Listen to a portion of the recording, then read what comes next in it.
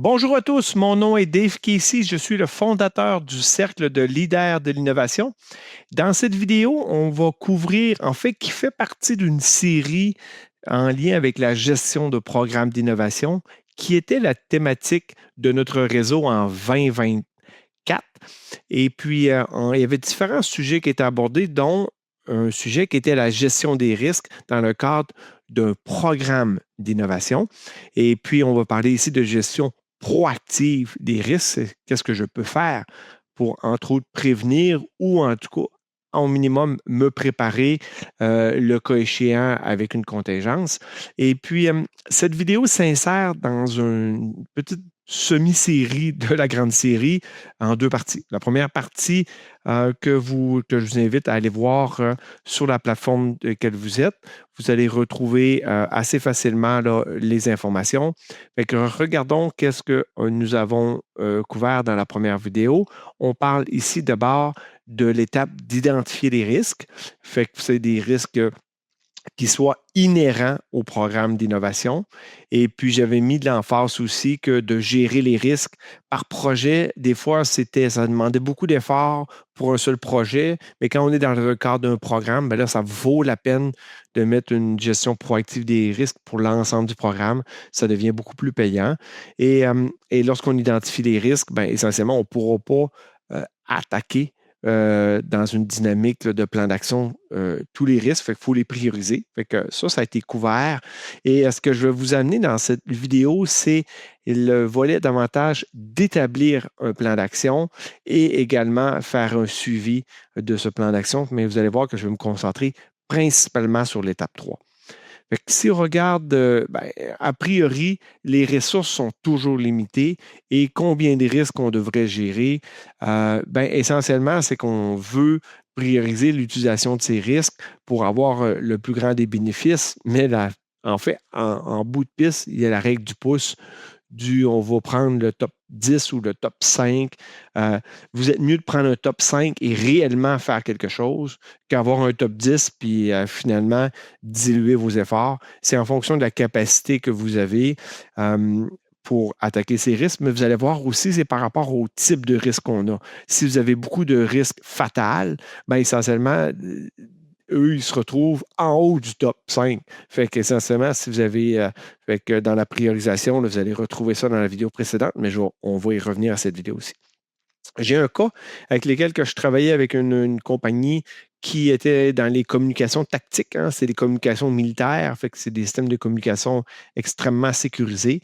Et puis, j'avais même dû passer là, des étapes pour me faire sécuriser là, auprès là, du SCRS, qui est un peu la CIA canadienne. Et puis, et vous voyez qu'on avait mis en place une gestion des risques. Là, évidemment, j'ai caché un peu les risques. Puis, de toute façon, il y a quelques informations qui ont été modifiées, mais on voyait les probabilités d'occurrence, le coût du risque, fait qu'on voyait la probabilité fois le coût, fait qu'on voit le montant potentiel de l'impact du risque. Je vous réfère à la vidéo précédente, fait que ça nous mettait des risques moyens élevés. Et fait que voilà, fait que ça, mais ce que je veux vous amener, c'est surtout que c'est de voir ce volet ici. Vous voyez qu'il y a des plans de prévention et de mitigation. Je vais parler de contingence aussi, là. Mitigation étant un synonyme, peut-être un peu anglicisme, et qu'eux utilisaient. Fait que regardons la différence, là, c'est ça qui est clé. C'est entre la prévention, qui est ce que je vais faire proactivement sur les causes que je contrôle pour prévenir un risque. C'est-à-dire que je vais vouloir diminuer sa probabilité d'occurrence. Fait que si j'ai un risque de 10 de chance d'arriver, bien, je vais vouloir faire diminuer cette probabilité-là peut-être à 1 qui va faire que beaucoup moins de chances qu'il arrive. Et puis, mais souvent de fois, bien, on n'est jamais capable de l'amener à zéro. Par la suite, contingence, et c'est lorsque je ne contrôle pas, hein, fait que c'est hors contrôle. Et bien, ce que je vais faire, c'est qu'un plan d'action pour minimiser l'impact négatif là, d'un risque. Et puis, évidemment, on va surtout travailler sur la prévention puisqu'on est dans une gestion proactive des risques. Fait que regardons les plans d'action. Je vous reviens un peu sur décortiquer un risque. Hein. Il y a des probabilités d'un risque et il y a des causes et ça crée une perte. Et c'est essentiellement ce qui nous intéresse ici, c'est les causes du risque. Fait que regardons les types de risques qu'on va retrouver. Essentiellement, d'abord, les risques qui sont sous notre contrôle, comme je disais tout à l'heure, plan de prévention, ceux qui sont hors de notre contrôle ou imprévisibles, qui vont être en contingence, et puis un risque fatal qui peut tuer votre programme. Fait qu'évidemment, lui, on va vouloir à la fois le prévenir et avoir l'alternative. Un exemple d'une contingence, là, c'est votre compétition, par exemple. Là, vous ne la contrôlez pas et puis il pourrait se produire des choses qu'eux arrivent avec avant vous, par exemple, parce que vous pensiez être le premier. Ben ça, si vous voulez, c'est un risque qui est imprévisible. Fait que l'élément important que je mentionnais dans la première vidéo, que je réitère, c'est même le meilleur plan d'action ne va pas éliminer complètement les risques. Fait que c'est pas parce que vous avez convaincu qu'on va investir 200 heures ou peut-être 10 000 qu'il n'y aura aucun risque qui va se produire en cours de projet. En fait, même les meilleurs plans de projet ne vont pas éliminer complètement le risque. Et puis, ça, c'est vraiment une clé importante de se rappeler. Fait qu'on voyait tout à l'heure dans l'exemple du tableau, on voit ici des contingences et fait que c'est un exemple là, qui peut être fait sur Excel ou sur tout type de tableau. Là. Fait que vous voyez qu'à priorité zéro, les risques fatals, ça tue. Ça veut dire que la perte, elle est infinie. Ça veut dire qu'il faut toujours les gérer en priorité et souvent, on fait de la prévention contingence. Un risque qui est très grand, on pourrait décider de faire de la prévention de la contingence. Mais la plupart du temps, on va vouloir investir seulement dans un endroit. Fait que ce risque-ci, vous voyez, qui est quand même assez important. Là, il y a le numéro 2 sur une échelle. Là. Le 0, je ne le compte pas parce que lui, il faut absolument s'en occuper. Et on voit qu'on ne le contrôle pas en contingence, tandis que lui, on est en prévention. Fait que, regardons les risques et puis des exemples qu'on peut avoir de risques et surtout des mesures dans le plan d'action qu'on peut prendre. Fait que d'abord et avant tout, c'est qu'on peut chercher à éviter le risque. Fait que ça, je vais vous parler ici, là, c'est davantage des mesures préventive au niveau du risque. Fait que c'est dans le plan de prévention. Fait qu'on peut éviter le risque, on peut transférer le risque, doubler le risque et ultimement réduire le risque. Fait que prenons-en un à la fois. Regardons éviter le risque. Ben, essentiellement, c'est qu'on veut laisser tomber des risques qui sont inutiles. Puis les gens, ben, ce qu'ils ne réalisent pas, c'est que c'est plus facile qu'on le pense. Fait que c'est tomber des risques qui n'amènent pas de la valeur. Ce n'est pas ici évident que ça a l'air dans certains cas, mais dans certains cas, surtout en termes de conception, c'est assez facile. C'est la réutilisation des designs. Je vais vous donner, vous faites une plateforme et on veut à chaque projet, fait que dit développement d'une nouvelle plateforme, dit programme. Tandis que les extensions de la plateforme, on parle de projet. Fait que chacun des projets pourrait amener des fonctionnalités additionnelles. Fait que ce qu'on veut faire, c'est qu'on met beaucoup d'emphase sur le développement de la plateforme au début, mais après ça, à chaque fois qu'on fait une extension, on veut réutiliser au maximum de ce qui était préexistant, ce qui était fonctionnel et on savait qu'il marchait. Fait que des fois, les gens essaient de combiner trop de nouvelles fonctionnalités en même temps et diminuer la réutilisation. Et ça, c'est problématique. Et puis, mais il faut faire attention aussi d'éliminer aussi dans les risques des choses qui ne seraient pas, qu'on voudrait finalement pas oser et réduire l'audace parce que si j'enlève le risque, j'enlève l'innovation. Fait que bref, essayez de réutiliser ce qui est existant, puis allez-y par incrément en termes de parce qu'on est dans un mode programme. Quand on n'est pas en programme, c'est ça le problème, parce que des fois, les gens ils pensent qu'il va juste avoir un projet, puis le prochain projet sur cette plateforme-là risque d'être dans 10 ans. Fait qu'ils essaient de tout mettre. Mais quand on est en mode programme, on peut penser qu'il va en avoir à chaque année. Et là, on peut distribuer le risque pour finalement venir finalement le gérer, puis éviter finalement des risques. Transférer, fait que lorsque l'expertise n'est pas disponible, travaillez avec votre écosystème. Pour ceux qui sont au Québec, travaillez avec des centres collégiales de transfert technologique, des CCTT, travaillez avec des universités, travaillez avec des fournisseurs, travaillez avec vos clients. Lorsque vous n'avez pas l'expertise, sortez ça. Gardez où vous avez l'expertise, qui est cœur à vous. Et puis, c'est le secret, là, c'est l'externe. Mais attention, ce n'est pas parce qu'on a transféré un fournisseur que le risque disparaît. Vous avez transférer le risque. Et c'est ça qu'il faut utiliser. Fait que les gens disent, ah, j'avais pas la compétence, j'ai envoyé ça à un fournisseur, que lui était bon là-dedans, fait que le risque est disparu. Non, non, le risque est rendu chez lui. Et là, ben, il faut être même, peut-être, vous allez devoir tomber en contingence parce qu'il y a des éléments que vous allez moins contrôler. Et puis, par la suite, on parle de doubler. Doubler le risque, c'est d'utiliser deux solutions en parallèle et puis vraiment en mesure backup ou de rechange pour la solution primaire. Pour ceux qui ont un ThinkPad, là, ou que vous avez déjà vu le ThinkPad, là, il y a un petit bouton, un trackpad sur le clavier, puis le pad. Bien, ça a été au début, ThinkPad, ça avait été fait par IBM, après ça, acheté par Lenovo. Bien, c'est parce qu'ils ne savaient pas si les gens allaient vouloir soit le pad ou soit le tracking, fait qu'ils ont mis les deux.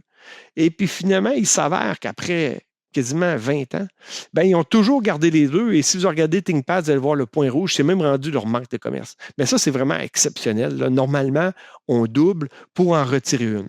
Il y a des secteurs qu'on va garder le doublé pour avoir vraiment de la redondance, des systèmes de télécommunication, en aéronautique, par exemple. On va souvent avoir des systèmes pour doubler, question de sécurité, mais de façon générale, pour atténuer les coûts. Et aussi, on va chercher à vouloir retirer le doublement assez tôt. Dès qu'on a une confiance que le risque, rappelez-vous que le risque, il est temporel, fait qu'à un certain moment, le risque disparaît parce qu'on a une confirmation que ça marche. Première vidéo, pour ceux qui ne l'ont pas écouté. Et puis, fait qu'habituellement, on va faire ça davantage sur le chemin critique. Et puis, et parce que c'est une solution qui est vraiment coûteuse. Et puis, des fois, on l'utilise par inadvertance et on oublie de le retirer, ce qui rend des projets dans un programme, là, des projets qui sont plus lourds. Il faut faire attention que dans la gestion de risque, des fois, les gens, ils se prennent un peu de contingence un peu partout dans le programme, qui fait que quand on arrive pour le budget du programme, mais là, on réalise que ça nous coûte une fortune, mais là, on ne sait plus trop où sont où les contingences. Fait qu'il faut faire attention à un moment donné de vouloir regrouper les contingences à un certain endroit pour savoir finalement c'est quoi la latitude là, qu'on a pour gérer contingence étant, par exemple, des heures additionnelles qu'on pourrait allouer à certaines tâches ou des budgets additionnels. Fait que si chacun dans le projet se met à se mettre de la contingence, mais à un moment donné, vous, comme leader du projet, bien, vous ne savez plus c'est quoi le vrai budget parce que tout le monde s'est pris une contingence et vous reprenez une contingence par-dessus ça.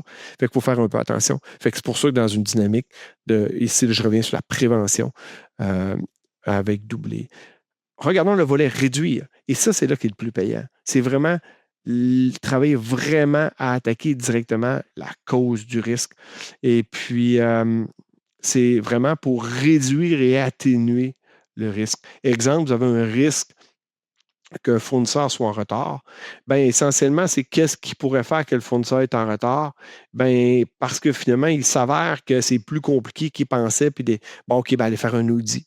Fait que là, si vous allez faire un audit, puis vous voyez que ce fournisseur-là, bien, il a fait des projets aussi complexes dans le passé, voire même les plus complexes, bien, là, ça allait diminuer le risque du fait que le fournisseur, bien, il réalise que c'est plus compliqué qu'il pensait. Il y a cette compétence. Vous pouvez lui faire pré-tester quelque chose de plus simple au départ, fait que comme ça, vous avez pu confirmer certaines choses. Et puis, fait que vous voyez, c'est toutes des choses qu'on va faire pour attaquer la cause du risque, mais ça, il faut comprendre c'est quoi les causes.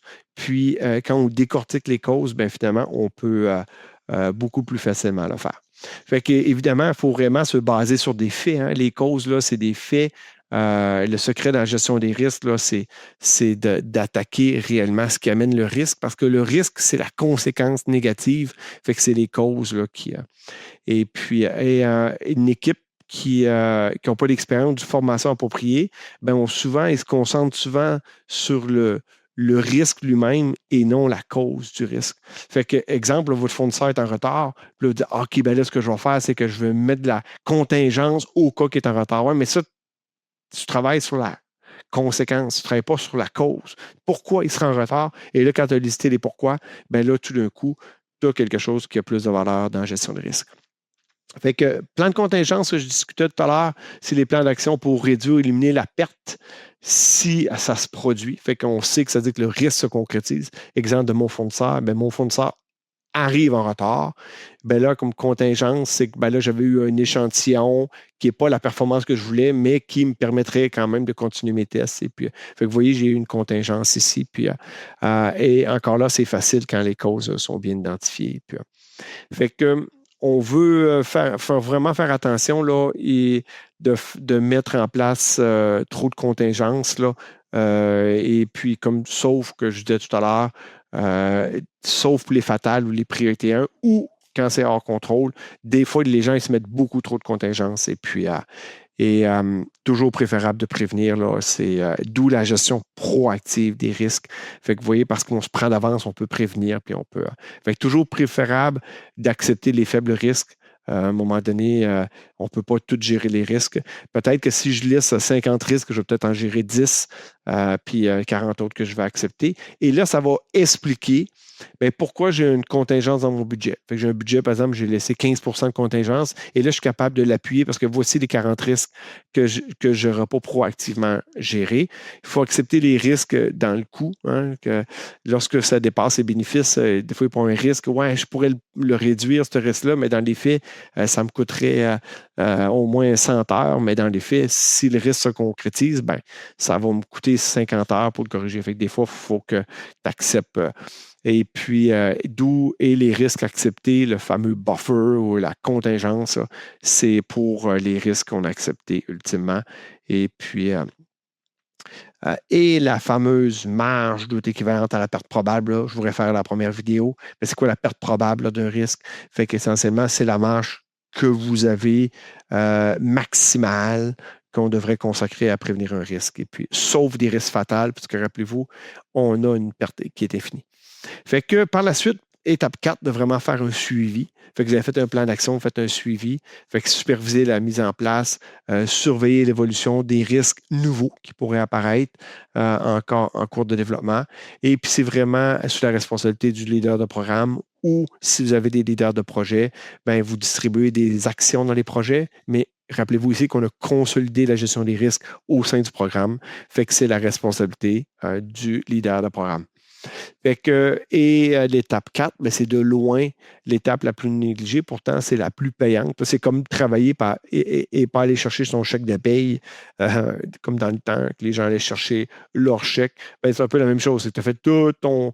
Tu as identifié, tu as priorisé, tu as fait le plan d'action, puis là, tu ne fais pas de suivi. Fait que qu'est-ce qui n'est pas suivi n'est pas implanté. Fait que c'est vraiment essentiel à la gestion des risques. Et puis, la revue des programmes. Un programme, normalement, devrait être vu mensuellement. Fait que c'est un bon moyen pour. Et également, bien, mettre à jour votre top 5, top 10. Il y a des risques qui peuvent être atténués, qui débarquent du top 10 ou un nouveau risque vient se présenter. Puis, et conserver les risques périmés hein, dans des post-mortem. C'est intéressant. Là, tous les risques que vous identifiez, bien, les gens finalement conservent ça dans des mémoires. Puis ce qui est intéressant, c'est que de plus en plus avec l'IA, bien, vous pouvez alimenter des risques du passé avec l'IA, puis il est capable de vous ressortir une identification des risques. Puis là, bien, vous, comme humain, bien, vous devez continuer à bonifier l'identification des risques et faire l'étape 1, 2, 3. Ce n'est pas à IA de le faire. Fait que si je reviens à mon cas d'Ultra Electronics, bien, essentiellement, avec la gestion des risques, bien, dans le temps, là, vous voyez avec les différents trimestres, on avait finalement, ironiquement, ici, je leur avais donné les outils, mais c'est eux qui l'avaient animé. Après ça, ben, on m'avait demandé finalement d'animer. Fait que là, vous voyez ici que la perte probable totale ou le risk exposure en anglais avait pris un bond. Et là, j'avais introduit les risques fatals, ici, vous voyez. Puis après ça, dans une dynamique de gestion de risque, ben, on avait réussi à atténuer. Également, il y a des risques qui périment. Parce qu'un risque, c'est temporel. Tu sais, le fournisseur il pourrait être en retard, mais le fournisseur, dès qu'il vous a livré et vous a livré à temps, par exemple, bien, le risque n'existe plus. Fait que aussi, le temps fait que le risque périme. Pas le risque, oui, périme, mais le risque, quand on met en place une gestion des risques, bien, il y a une diminution ici des risques. Puis, fait intéressant, c'était un projet très risqué pour l'organisation. Ultra à ce moment-là. Et quand ils sont arrivés à la fin des projets, bien, les gens avaient tellement aimé faire un projet qui avait un gros niveau de risque, puis là, se sentaient énormément en confiance dans leur gestion de risque et qui se sont dit OK, ben c'est quel est le prochain projet? Et puis là, les gens avaient le goût et le bailleur de fonds externe qui m'avait introduit finalement dans cette dynamique-là était partant aussi là, pour aller de l'avant. Fait qu'on voit que la gestion des risques, ça fait soulever finalement des mauvaises nouvelles parce que là, on fait oh, c'est tout d'un coup très risqué, mais c'est que ça nous permet par la suite de consciemment pouvoir faire quelque chose proactivement pour finalement faire des innovations qui vont mieux être développées. Puis ultimement, ben, c'est beaucoup plus facilitant pour tout le monde de travailler proactivement que réactivement en gestion de crise. Sur ça, j'espère que vous avez aimé. Au revoir.